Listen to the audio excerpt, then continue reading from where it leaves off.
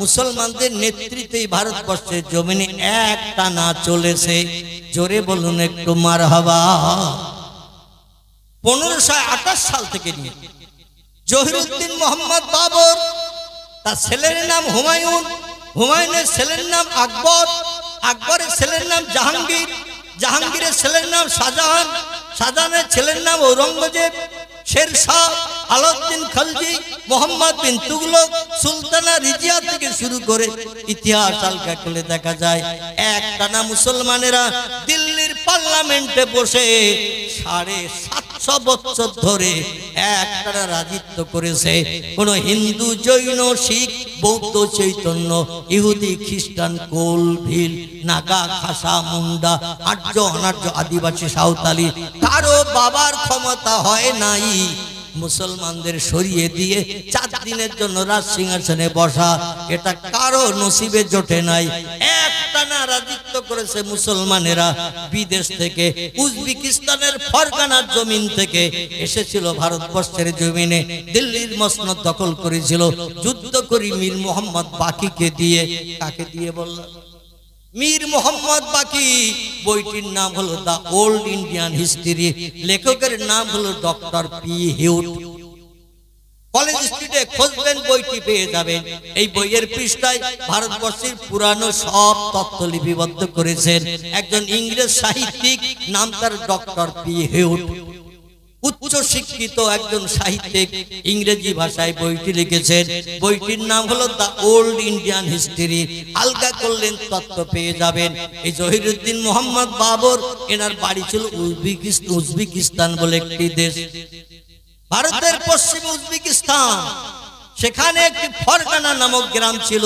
ওই গ্রাম থেকে কিছু সেনা পাঠিয়ে দিয়েছিলেন ভারতবর্ষের রাজ সিংহাসন দখলের জন্য। কারণ ভারত ছিল সুজলা সুফলা শস্য শ্যামলা। এ দেশে আম হয়, জাম হয়, কাঁঠাল হয়, নাশপাতি হয়, আঙুর হয়, শশা হয়, তরমুজ হয়, পিঁপে হয়, লেবু হয়। এমন কোন ফল নাই যা ভারতের জমিনে হয় না। এদেশের জমিনটা আবার আল্লাহ ঘাস দিয়ে কার্পেট করে বানিয়ে দিয়েছেন, স্পঞ্জের গতি করে দিয়ে। আর পশ্চিমে যত দেশে যাবেন, গরম বালি, দুপুরবেলা দাঁড়াতে পারবেন না। তাদের দেশে কোনো ঘাস লতা পাতা হয় না, শুধু ফাঁকার ফাঁকা মরুভূমি। মাঝে মাঝে বাবলা গাছ, গাছের পাতাগুলো উঠ গলা লম্বা করে খেয়ে সব শূন্য ডাল করে রেখে দিয়েছে। মরা গাছের মতো বাবলা গাছ দাঁড়িয়ে আছে, কিছু খেজুর গাছ, তাছাড়া আর কোনো গাছপালা নাই। কিন্তু ভারত এমন একটা দেশ যে দেশে সব পাওয়া যায়, শুধু পাওয়া যায় না তেল। কি পাওয়া যায় না? তেল। তেল তাও সরকার চেষ্টা চালাচ্ছে। আমাদের উত্তর 24 পরগনা অশোকনগর বলে একটি জায়গা আছে, হাবড়া অশোকনগর, নাম শুনেছেন? ওখানে মেশিন চালিয়ে রিসার্চ করে গ্যাসের সন্ধান পেয়েছে। গ্যাস অটোমেটিক উঠছে। সরকার গ্যাস টেকআপ করে নিয়ে এখন বাজারে সাপ্লাই করা শুরু করে দিয়েছে। গ্যাস তেলের খনি খুঁজতে গিয়ে গ্যাস পেয়েছে। বাংলাদেশও আছে, সিলেটে আছে অনেক গ্যাসের খনি, অটোমেটিক অনেক জায়গায় অটোমেটিক 24 ঘন্টা আগুন জ্বলছে। আমাদের ভারতে তেল নাই, তাই শুধু তেল আমাদের কিনতে হয়। আর বাকি যা কিছু কয়লা থেকে শুরু করে, লোহা থেকে শুরু করে, সোনা দানা থেকে শুরু করে সব আমাদের দেশে পাওয়া যায়। কিন্তু আমরা হলাম এই ভারতবর্ষের মানুষ, সব মাল পাওয়া সত্ত্বেও আমরা হলাম গরিব। ঠিক বললাম না ভুল বললাম? আর যাদের দেশে কিচ্ছু নাই তারা হলো ধনী। যাদের দেশে কিচ্ছু নাই তারা হলো ধনী, তারা হলো সৌদি আরব। কি নাম বললাম? একটু কথা বলেন। সৌদি আরব। ওদের দেশের 1 টাকা আমাদের দেশের এখন 24 টাকার সমান। কত টাকা? আমাদের দেশে 24 টাকা দিলে ওদের দেশের 1 টাকা। ওদের দেশে ধান হয় না, গম হয় না, জব হয় না, ভুট্টা হয় না, আম হয় না, জাম হয় না, কাঁঠাল হয় না, নারকেল হয় না, সুপারি হয় না, আপেল হয় না, লেবু হয় না, তরমুজ হয় না, পিঁপে হয় না, কিচ্ছু হয় না। মাছও পাওয়া যায় না। আমাদের দেশে সব পাওয়া যায় না? যায় না? যায়। কিন্তু আমাদের দেশ গরিব দেশ। সৌদি আরবের থেকে যে দেশে কিচ্ছু নাই তারা হলো ধনী। তার কারণ কি? একটু বাস্তবে যে দেখবেন, মুয়াজ্জিন যখন আযান দেয়, দোকানদার তাড়াতাড়ি করে শাটার টানে, তাড়াতাড়ি করে পর্দা টেনে দেয়, দৌড়াচ্ছে পাগলের মতো মসজিদে হারামের দিকে। আর যারা দোকানে কর্মচারীর কাজ করে, ওরা বলছে মালিক ছুটে যাচ্ছে, বাক্সের ক্যাশ বাক্সে তো তালা দেয়নি, তাহলে আমি কি তালা দেব? আরেকজন বলছে তালা দিতে হবে না, ও ক্যাশ বাক্স রেখে গেলে ওতে কেউ হাত দেবে না। জোরে বলুন একটু সুবহানাল্লাহ। কর্মচারীরাও মালিকের পেছনে পেছনে দৌড়চ্ছে। মালিক জামাতে নামাজ পড়ে আশেপাশে তাকাচ্ছে, কর্মচারী কটা গেছে, দেখলো তিনটে গেছে, দুটো আসেনি। বলে যে দুটো আসেনি ওদের চাকরি আজকের থেকে ক্যান্সেল, আমার এখানে এসে নামাজ পড়বে না, ওদের চাকরি হবে না, নামাজ পড়তে হবে 5 ওয়াক্ত। জোরে বলুন সুবহানাল্লাহ। অনেক দোকান আছে সৌদি আরবে, আল্লাহ অধমকে 3টি বার নবীজির দেশ দেখার সুযোগ দিয়েছেন। বাস্তবে যেটা দেখেছি সেটা আপনাদের কাছে বলছি, আপনারা নিয়ত করেন, আল্লাহ নিয়ে গেলে বাস্তবে ওটাও দেখতে পাবেন। আমি যেটা এখন আপনাদের কাছে বলছি, অনেক দোকানে মালিকও নাই, কর্মচারী নাই, মাল দেওয়ালের গায়ে টানানো হয়েছে, তার মালের পাশে কাগজের নাম লেখা রয়েছে, ক্যাশ বাক্স একটা টুলের উপরে বসানো রয়েছে, ক্যাশ বাক্সের মাঝখানে ছিদ্র করা রয়েছে, মানে মালের পাশে দাম লেখা, দাম দেখে মাল নেবেন, টাকা ক্যাশ বাক্সে ঢুকিয়ে দেবেন, মালিকও লাগবে না, কর্মচারীও লাগবে না। আচ্ছা, আমাদের দেশে যদি এইরকম দোকান থাকে, 1 সপ্তাহ মাল বিক্রি হবে না খুব তাড়াতাড়ি? কি হবে না? হবে না, মাল বিক্রি হবে। যখন দোকানের মালিক এসে দেখছে মাল আর নাই, তাহলে মনে করলো বিক্রি হয়ে গেছে, টাকা ক্যাশ বাক্সে ভরা, ক্যাশ বাক্স রেখে দিয়েছে টুলের উপরে বসিয়ে, মাঝখানে ছিদ্র করে তালাটা খুলে ডালা আলগা করেছে, দেখে বাক্স এমটি, কিচ্ছু নাই। টাকা গেল কোথায়? বলে খরিদ্দার পাগলের মতো এসেছে, যার যেটা পছন্দ হয়েছে সে সেটা নিয়েছে, ক্যাশ বাক্সের দিকে কেউ ফিরো তাকায় নাই। আল্লাহর কোরআনের আইন চলে সেখানে, আসারেকু আসারেকাতু ফাক্তাউ আইদিয়াহুমা। আল্লাহর কোরআনের আইন চলে নবীজির দেশে, কারো মালে যদি কেউ না বলে হাত দেয়, আর যদি হাত দেয় কিন্তু মালের দাম যদি তার ক্যাশ বাক্সে না ঢোকায়, সঙ্গে সঙ্গে সৌদি পুলিশেরা ওরা স্বেচ্ছাসেবকের মতো ঘুরে ঘুরে বেড়াচ্ছে সিম্পল ড্রেসে। যদি কোনো দোকানের মাল নিল, টাকা দিল না, ক্যাট করে সারসে দিয়ে জামা চেপে ধরে। ওদের প্রত্যেকের হাতে স্বেচ্ছাসেবক যারা, সরকারি সিআইডি সিবিআই পুলিশ যারা, ওদের হাতে একটা করে সাঁড়শি আছে, পিছন দিক দিয়ে ক্যাট করে জামা চেপে ধরবে। আপনি যেতে গেলে বাধা পাবেন, পিছনে তাকিয়ে দেখবেন একজন দাঁড়িয়ে সাঁড়শি দিয়ে চেপে গেছে। বলে ভাই কি হলো? বলে মাল নিলে টাকা দিলে না কেন? হ্যাঁ, বলছে কোরআনের আইন জানো, কারো মালে কেউ যদি না বলে হাত দেয় আর তারে চোর বলা হয়। আসারেকু আসারেকাতু, নারী হোক বা পুরুষ হোক, কারো মাল যদি পয়সা না দিয়ে না নেয়, পয়সা না দিয়ে যদি নিয়ে নেয়, সে চোর সাব্যস্ত হবে। আর চোরের শাস্তি হলো 2 হাতের বাহুর গোড়া থেকে কেটে দিতে হবে, হাত নুলো হয়ে যাবে, জীবনে কারো মালে আর হাত দিতে পারবে না। ভারতবর্ষে যদি এই রকম হাত নুলো মানুষ থাকতো, কারো সোনাদানা বাড়ির সামনে পড়ে থাকলো, কেউ কে হাত দিত? কথা বলে, কেউ হাত দিত না। বাসে কন্ট্রাক্টর 2 জন, হেল্পার আছে 2 গেটে 2 জন।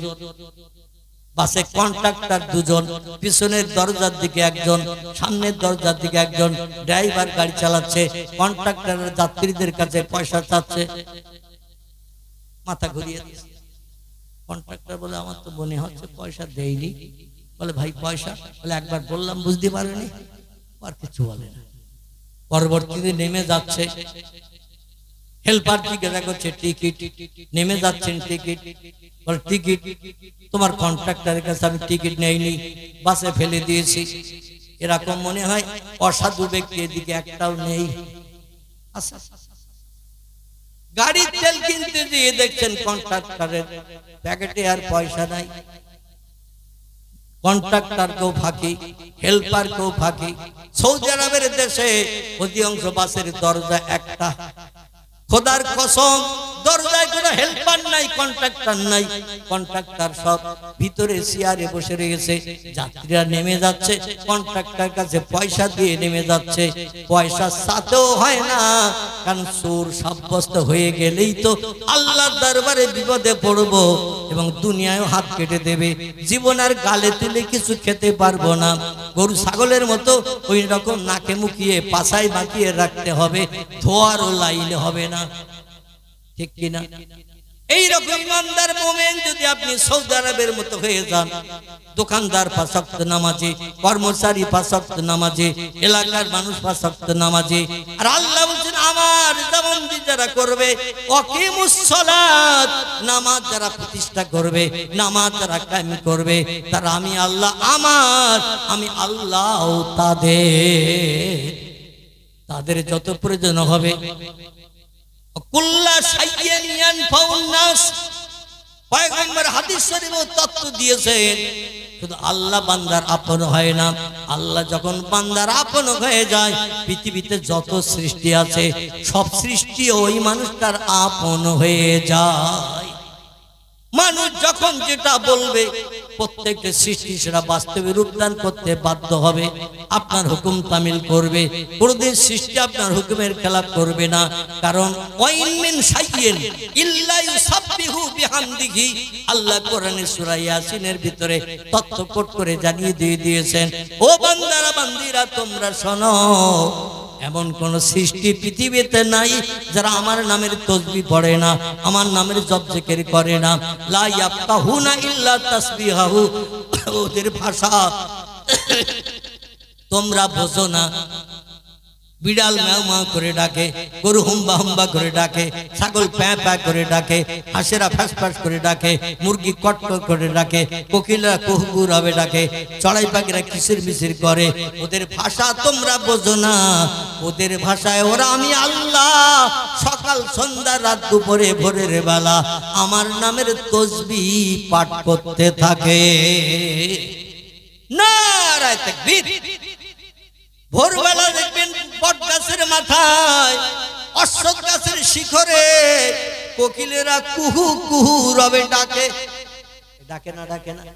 ভোরবেলা বট গাছের মাথায়, অশ্বত্থ গাছের শিখরে, বড় বড় উঁচু গাছের মাথায় উঠে উঠে কোকিলেরা ডাকে কুহু কুহু কুহু কুহু রবে।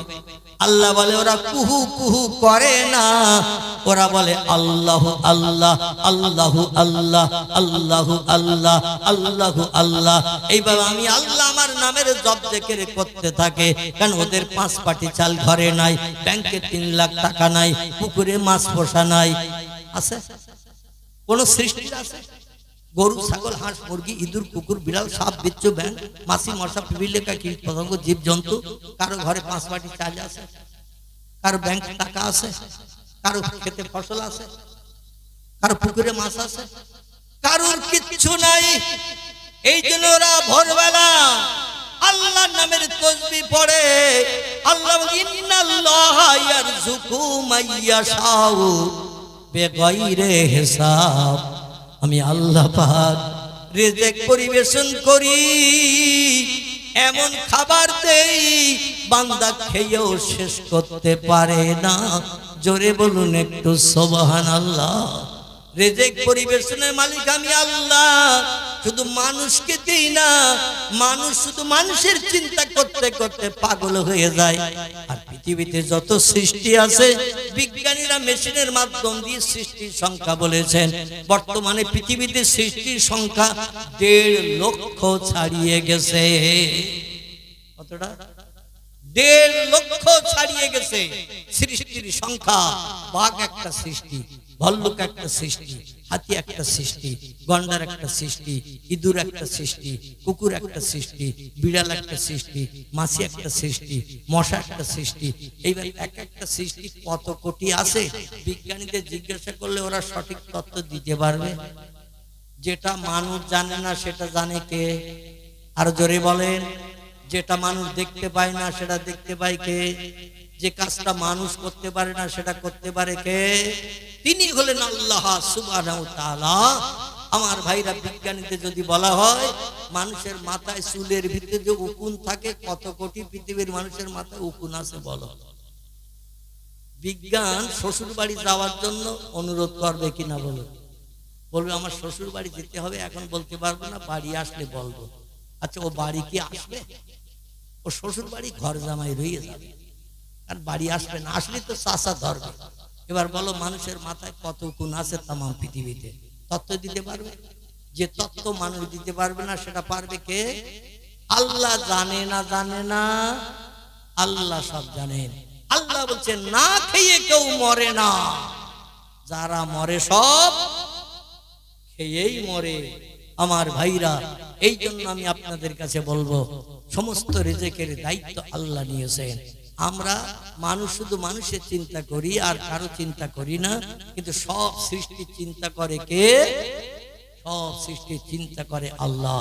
সে আল্লাহর উপরে আমাদের তাওয়াক্কুল করতে হবে, আল্লাহর উপরে ভরসা করতে হবে। আমি সংক্ষেপ কথা দুটি প্রশ্ন আপনাদের কাছে রেখেছিলাম, উত্তর দুটো দিতে পারিনি। বাড়ি যেয়ে চিন্তা ভাবনা করবেন না, উত্তর বলে দিয়ে যাব। দেখতে দেখতে রাত 1টা বেজে গেছে। বলবো, আমরা বলি পৃথিবীতে পূর্ব দিক একটি। আল্লাহ বলছেন পৃথিবীতে আমি দুটি পূর্ব দেশের প্রভু, দুটি পূর্ব দিকের প্রভু। আমরা বলি পৃথিবীতে পশ্চিম দিক একটি। আমরা পশ্চিম দিক ওই দিকটাকে বলি যেদিকে সূর্য অস্তমিত হয়, ঠিক কি না? ডুবে যায় সন্ধ্যাবেলা, ওই দিকটা পশ্চিম বলি কিনা? আর সূর্য কয় দিকে ডোবে? একদিকে ডোবে, তাই আমরা বলি পশ্চিম দিক একটি। আল্লাহ বলছেন রব্বুল মাগরিবাইন, আমি দুটি পশ্চিম দিকের প্রভু। আল্লাহর কথা ঠিক না বিজ্ঞানীদের ভূগোলবোধ তত্ত্ব ঠিক? আলহামদুলিল্লাহ, আল্লাহ তত্ত্ব ঠিক।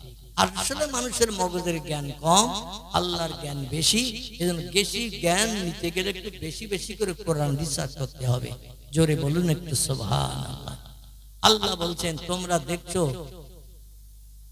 পৃথিবী লাট্টুর মতো ঘুরছে, চন্দ্র সূর্য স্থির। সূর্য কোথায় তোমরা জানো? ও বিজ্ঞানীরা, নীল আকাশের তলায় সূর্য যাওয়া আসা করে, এটাই দেখছো। পয়গম্বর বলছে আমার জীবনের 53 বছর বয়সে রজব মাসের 26 তারিখের দিনগত রাত পৃথিবী 3টে দেশ ভ্রমণ করে বাইতুল মুকাদ্দাসে 2 রাকাত নামাজ পড়ে ইমামতি করে ওই বাইতুল মুকাদ্দাসের চাতল থেকে বোরাকের পিঠে চেপে আমি সিরিয়ার জমিন থেকে উদ্দাকার ভ্রমণ শুরু করলাম। যেতে যেতে প্রথম আকাশের দরজায় গেলাম, দরওয়ানের সঙ্গে কথা বললাম, দরওয়ানরা দরজা খুলে দিল, উপর আকাশে চলে গেলাম। যে দেখে আবার মহাশূন্য ফাঁকা, এই পৃথিবী থেকে নীল আকাশ যতটা ফাঁকা, এক একটা আকাশ ততটা পুরু। তফসিলের কথা, এই পৃথিবী থেকে নীল আকাশ যতটা ফাঁকা, একটা আকাশ ততটা পুরু, তার উপরে আবার ততটা ফাঁকা, আবার একটা আকাশ ততটা পুরু, তার উপরে আবার ততটা ফাঁকা, একটা আকাশ ততটা পুরু। সাবওয়া সামাওয়াতেন তিবাকান, আল্লাহ বলেন আকাশ একটা নয়, আমি মাঝে মাঝে ফাঁকা দিয়ে দিয়ে বানিয়েছি 7টি। নবী বলছেন চতুর্থ আসমানে যখন গেলাম, যে দেখি চতুর্থ আসমানের গায়ে আল্লাহ সূর্য সেট করে রেখে দিয়েছে। জোরে বলুন সুবহানাল্লাহ। আমরা যখন উপরে দিনের বেলা তাকাই, সূর্য কোথায় দেখি? একটু কথা বলতে হবে। সূর্য কোথায় দেখি? সূর্য দেখি নীল আকাশের তলায়। ঠিক বলছি না ভুল বলছি? আমরা দেখি নীল আকাশের তলায় সূর্য যাওয়া আসা করতেছে। দুনিয়া ঘুরুক বা সূর্য ঘুরুক, দেখি আকাশের তলায়। আল্লাহর পয়গম্বর বলছেন সূর্য চতুর্থ আসমানে আল্লাহ সেট করে রেখেছেন, তার লাইট নিচে দিচ্ছে না। একটা মুখ খোলা, সূর্যের লম্বা ঘটনা, উপরের দিকে লাইট দিচ্ছে। পঞ্চম আকাশের গায়ে লাইট লেগে স্বচ্ছ কাঁচের আকাশ, লাইট লেগে ওই লাইট ফিরে আসছে পৃথিবীর দিকে। 4টে আকাশ পাড়ি দিয়ে পৃথিবীর জমিনে লাইট আসে, তাই সূর্যের আলো আমরা দেখতে পাই। জোরে বলুন সুবহানাল্লাহ। আল্লাহ বলছেন সূর্যের ধারে পাশে ঘেঁষতে পারবে না, ওখানে যেতে পারবে না। আমি আল্লাহ তোমাদের উপরে সদায় না হলে তো সদায় তাদের উপরে হই। মান আমানা বিল্লাহি ওয়াল ইয়াউমিল আখিরে ওয়া আমিলা সালিহান ফালাহুম আজরুহুম ইনদা রাব্বিহিম ফালা খাউফুন আলাইহিম ওয়ালা হুম ইয়াহজানুন। জোরে বলুন একটু আল্লাহু আকবার। আল্লাহ বলেন কাজ করতে হবে 3টে। কটা? 3টে কাজ করতে হবে। প্রথম নম্বর কাজ হলো মান আমানা বিল্লাহ, আমি আল্লাহ আমারে দেখতে পাবে না, না দেখে বিশ্বাস করতে হবে আল্লাহ বলে একজন প্রভু স্রষ্টা মালিক আছে। 2 নম্বর ওয়াল ইয়াউমিল আখির, পরকাল বলে একটা লম্বা জিন্দেগি আছে, কোটি কোটি বছরের লম্বা জিন্দেগি। এটা না দেখে বিশ্বাস করতে হবে, তাহলে তুমি হবে ঈমানদার। 3 নম্বরের কাজ হলো ওয়া আমিলা সালিহা, আমার কোরআন হাদিসে যত কিছু শরীয়তের আইন বর্ণনা করা হয়েছে তোমাদের আমল করার জন্য, কাজ করার জন্য নির্দেশ দেওয়া হয়েছে।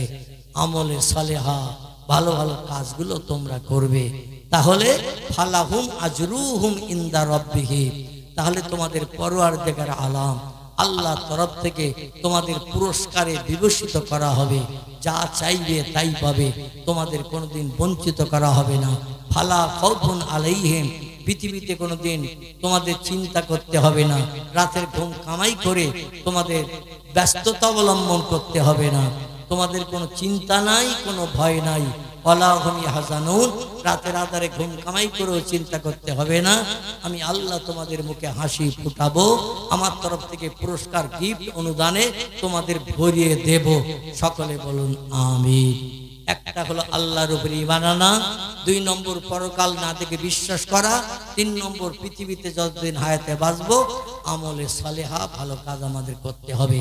আল্লাহ পাক সন্ধ্যার প্রাক্কাল থেকে এই রাত 1টার উপরে হয়ে গেছে, যা কিছু আমাদের শোনালেন সেই মতো আগামী দিন যতদিন বেঁচে থাকবো আমরা জীবনের সঙ্গে প্রতিফলিত করে মুয়াজ্জিনের আজানে কান দেব, রমজানের রোজা রাখবো, কথা বলবো, সত্য কথা বলবো, হালাল খাদ্য ভক্ষণ করব, হারামের ধারে পাশে যাব না, মিথ্যা কথা বলবো না, চুরি ডাকাতি ছিনতাই গুন্ডামি করব না, কোনো মানুষের মাল কেড়ে খাবো না, পরের এতিমের হক ফাঁকি দিয়ে খাবো না, কোনো ব্যক্তির প্রাণ নাশ করে বিবি বাচ্চারে বিধবা এতিম বানাবো না, ইসলাম শরীয়তের অবৈধ কাজগুলো আমরা ছেড়ে দেব।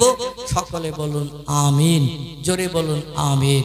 সকলে আমার সঙ্গে দোকানে হাত উঠান, আল্লাহর দরবারে আমরা আমাদের কামনা বাসনা আকাঙ্ক্ষা, এই তাহাজ্জুদের সময় শুরু হয়ে গেছে, ফাতাহাজ্জাত বিহি নাফিলাতাল লাক, আল্লাহ কোরআনের 15 পারায় সূরা বনী ইসরাঈলে একটি তথ্য দিয়েছেন, রাত্র দ্বীপ্রহরের পরের সময়টা হলো তাহাজ্জুদের সময়।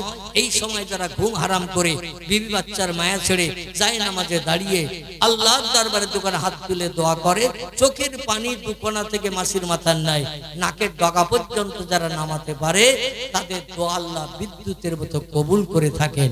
জোরে বলুন একটু সুবহানাল্লাহ। আমরা সেই সময় এসে গেছে, আমরা একটু আল্লাহর কাছে দোকানে হাত তুলে একটু দোয়া মাগফিরাত কামনা করি। সকলে দোকানে হাত উঠান, আল্লাহুম্মা আমিন। রব্বানা যালামনা আনফুসানা ওয়া ইল্লাম তাগফির লানা ওয়া তারহামনা লানাকুনান্না মিনাল খাসিরিন। রব্বানা লা তুজিগ কুলুবানা বা'দা ইয হাদাইতানা ওয়া হাব লানা মিন লাদুনকা রাহমা ইন্নাকা আনতাল ওয়াহ্হাব। রব্বিগফিরলি যুনুবি ওয়ারহাম ওয়া আনতাল গফুরুর রহিম।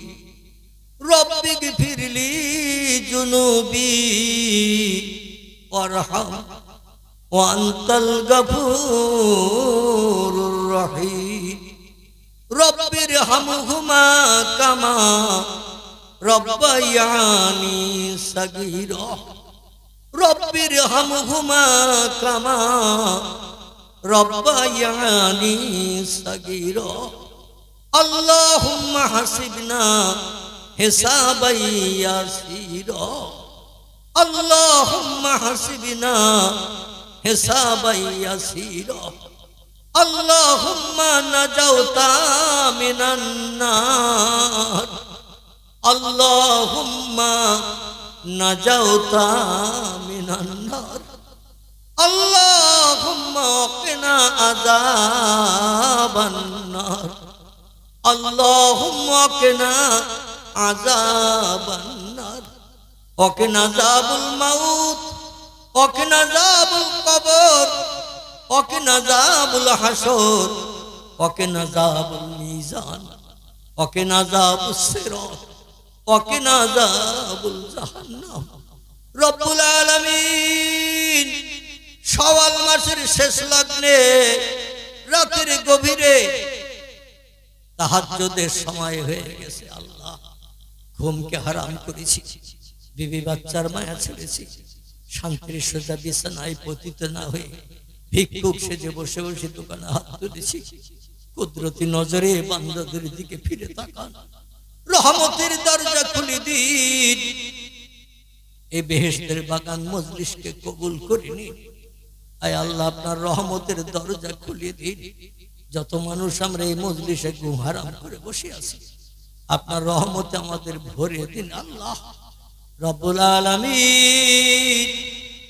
আপনার একত্ববাদের ভাষায় এই মজলিসে বসে কয়েকবার তেলাওয়াত করেছি, নবীজির মহব্বতের দরুদ কয়েকবার পাঠ করেছি, ওজমা কালাম কোরআন পাক থেকে বিভিন্ন জবানিতে ইজ্জতপূর্ণ আয়াতুস সূরা শরীফ পাঠ করেছি, পয়গম্বর মুহাম্মদ রাসূলুল্লাহর পবিত্র জবানি মোবারক বিভিন্ন জবানিতে হাদিস শরীফ আমরা তেলাওয়াত করেছি। যা কিছু পড়েছি কবুল করুন, দয়া পরবশ হয়ে যদি কিছু সাদকা দান করেন, সর্বাগ্রে সোনার মদিনায় হাবিবের আরওয়া পাকে পৌঁছে দিন। तमाम খলাফায়ে রাশিদিন, সাহাবায়ে কেরাম, আজজে মুতাহিরিন, রাসূলের সকল আলাউলাদের কবরে সাদকা পৌঁছে দিন। বাবা আদম মা হওয়া থেকে নিয়ে ঈসা রুহুল কা পর্যন্ত সকল নবী আম্বিয়া তাদের বিবিদের কবরে সব পৌঁছে দিন। আয় আল্লাহ, পৃথিবীর জমিনে আপনার প্রেমিক প্রেমিকা বান্দা বান্দি যারা বনেছে, কোরআনের ভাষায় যাদের ওলিয়া উলিয়া বলা হয়, আয় আল্লাহ তারা যে যেখানে কবরস্থ হয়ে আছে সকলের কবরে তোহফা পৌঁছে দিন। আপনার तमाम প্রেমিক প্রেমিকা মাহবুব মাহবুবা বান্দা বান্দীদের খাস রুহানি দোয়া রসিলা করে আমরা যারা দুখানা করে হাত তুলেছি আল্লাহ, কেহ আব্বাকে জনম জনম হারিয়ে ফেলেছি, আব্বা বলে ডেকে জীবনে আর স্বাদ মিটাতে পারি না।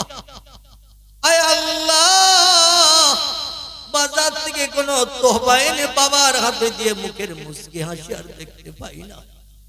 আমরা অনেক ব্যক্তি এমন আছি জনম দুঃখিনী মাকেও কবরস্থ করেছি, মায়ের চাঁদ মুখ দেখে দৈনন্দিন নফল কবুল হজের সব আর নসিবে জুটাতে পারি না। জনম দুঃখিনী মার গায়ে কত পেশাব করে দিয়েছি, কত পায়খানা করে দিয়েছি, রাগের বসে কোনদিন গালে একটা চপাটা খাতা করে নাই। সেই জনম দুঃখিনী মা গালের কত খাবার বার করে আমাদের গালে চিবিয়ে চিবিয়ে দিয়েছে, যখন আমাদের তাদের কোনো নাম নিশানা ছিল না।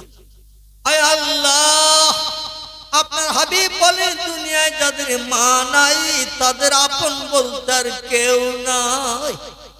যাদের বাপ মা হায়াতে বেঁচে আছে জান্নাতে যাওয়ার রাস্তা তাদের খোলা আছে। আমরা যারা বাপ মা হারাই এতিম সেজে গেছি, আমাদের ভবিষ্যতের উন্নতির জন্য কত নামাজ তারা কাজা করেছে, শরীয়তের কত খেলাফ কাজ তারা করে বসেছে। একমাত্র আমাদের ভবিষ্যতের উন্নতির চিন্তা ভাবনা করতে যে জায়গা জমি ঘর বাড়ি ব্যাংক ব্যালেন্স সব আমাদের জন্য ফেলে রেখে অন্ধকার কবরে হাজিরি দিয়েছে আল্লাহ, তাদের কবরের খবর কি আমরা জানি না। যদি আমাদের আপনজন দাদা দাদি নানা নানি খালা খালু ফুবু ফুবি পিতার কুল মাতার কুল শ্বশুর কুল শাশুড়ি কুল রক্তের সঙ্গে সম্পর্ক নিয়ে যারা কবরস্থ হয়ে গেছে সকলের কবরগুলোকে গোলাপ ফুলের বাগান বানিয়ে দিন। জান্নাতি নাজ নেয়ামত কিয়ামত পর্যন্ত তাদের কবরে চালু করে দিন। কৌসারের পানি কিয়ামত পর্যন্ত পিপাসা দূর করার জন্য বরাদ্দ করে দিন। রব্বুল আলামিন আপনার হাবিব বলেন, সন্তানেরা পিতামাতার জন্য হাত তুলে দোয়া করলে আল্লাহ বিদ্যুতের মতো দোয়া কবুল করে। আবার পিতামাতার সন্তানের জন্য দোয়া করলে সে দোয়া আল্লাহ সন্তানের জন্য বিদ্যুতের মতো কবুল করে থাকে। আয় আল্লাহ, বাপ মায়ের বদদোয়া আমাদের নসিবে জুটাবেন না, বাপ মায়ের সুদোয়া আমাদের নসিবে জুটান। যাদের পিতামাতা হায়াতে বেঁচে আছে বেশি বেশি করে সেবা করার তৌফিক আমাদের দিন। বাপ মায়ের মুখে হাসি ফুটানোর ব্যবস্থা করে দিন। আমাদের যারা যেন আহা শব্দ বাপ উচ্চারণ না করে, ওহু শব্দ যেন না ব্যবহার করে। আল্লাহ সেই রকম আচার ব্যবহার আমাদের করার তৌফিক দান করুন। রব্বুল আলামিন এই দুনিয়ার মোহমায়া ছেড়ে আমাদের সকলকে একদিন অন্ধকার কবরে হাজির দিতে হবে। কুল্লু নাফসিন যায়কাতুল মাউত, প্রত্যেকটি প্রাণীর মরণের আস্বাদ তুমি চাখাবে আল্লাহ। কোরআনে তথ্য কোট করে দিয়ে দিয়েছো, মরণ বরণ সবার করতে হবে, মরণের স্বাদ সকলকে চাকতে হবে। আমাদের মরণের দিন জুমার দিন, জুমার রাত কিংবা রমজান মাস নসিব করবেন। যদি তকদিরে না জোটে আল্লাহ, আপনার হাবিবের ইন্তেকালের দিন সোমবার, আমাদের কাউকে যেন বঞ্চিত করবেন না। নবীর এই সুন্নতটা নিয়ে যেন হাসরে নবীর পিছনে দামান ধরে হাজিরা দিতে পারি। নবীর মৃত্যু দিন সোমবার, আমাদের মরণের দিনটাও করবেন সোমবার। আয় আল্লাহ, মরণের সময় সাকরাতুল মাউতে হাক্কুন, আপনি নবী বলেছেন মৃত্যুর জাকান্দানি, মৃত্যুর কষ্ট হলো সত্য। ওই কষ্ট যখন আমাদের নসিবে জুটবে, আমরা আসানির সঙ্গে জীবের মাধ্যম দিয়ে, ঠোঁটের ভিতর দিয়ে আপনার আরশ কুরসির একত্ববাদের ভাষা পবিত্র কালেমা শরীফ আমরা জবানে চালু করতে করতে দুনিয়া থেকে বিদায় নিতে পারি। এই তৌফিক আমাদের সকলের জন্য দান করবেন আল্লাহ। আমার সঙ্গে যারা দোকানে হাত তুলেছে, কেউ বা কঠিন রোগে রোগাক্রান্ত আছে, আল্লাহ সত্তার শেফাই কুল্লিয়া দান করে দিন। আল্লাহ যারা বিপদে মুসিবতে আছে, আল্লাহ সত্তার তাদের মুখে হাসি ফুটিয়ে দিন, সব সমস্যার সমাধান করে দিন। ইমানদার মুমিন মুসলমান ভাই ভাই কাঁধে কাঁধ মিলিয়ে মরণের দিন পর্যন্ত বসবাস করতে পারি তৌফিক দান করুন আল্লাহ। বিধর্মীরা যত চক্রান্ত করবে মুসলমানদের জন্য, অতীত কাল থেকে সব চক্রান্ত তুমি ভণ্ডুল করে দিয়ে বেঈমানদের উচিত শিক্ষা দিয়েছো। কোরআন তার বাস্তব নজির, ইতিহাস আলগা করলে দেখতে পাই সব পয়গম্বরের সঙ্গে বেঈমানের দলেরা শত্রুতা করেছে। পয়গম্বরদের মুখে হাসি ফুটিয়েছো, বেঈমানদের ধূলিসাৎ করে দিয়েছো। আল্লাহ ভারতের মুসলমানদের বিরুদ্ধে যারা সংগ্রাম করবে, আল্লাহ তাদের সুমতি দান করুন। যারাদের সুমতি নসিবে জুটবে না, উচিত শিক্ষা দিয়ে পূর্ব জামানার পয়গম্বরের উম্মতদের মতো মুসলমানদের মুখে হাসি ফুটান। সুবহান রাব্বিকা রাব্বিল ইজ্জাতি আম্মা ইয়াসিফুন ওয়া সালামুন আলাল মুরসালিন আলহামদুলিল্লাহি রাব্বিল আলামিন। বাহাক্কে লা ইলাহা ইল্লাল্লাহু মুহাম্মাদুর রাসূলুল্লাহ সাল্লাল্লাহু আলাইহি ওয়াসাল্লাম। আসসালামু আলাইকুম।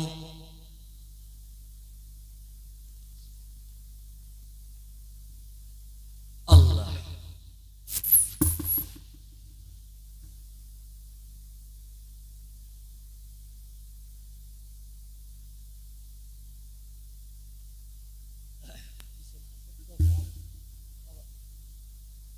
সিঁড়ির মুখে আমার একটু হাত থাকবেন, ধরবে না।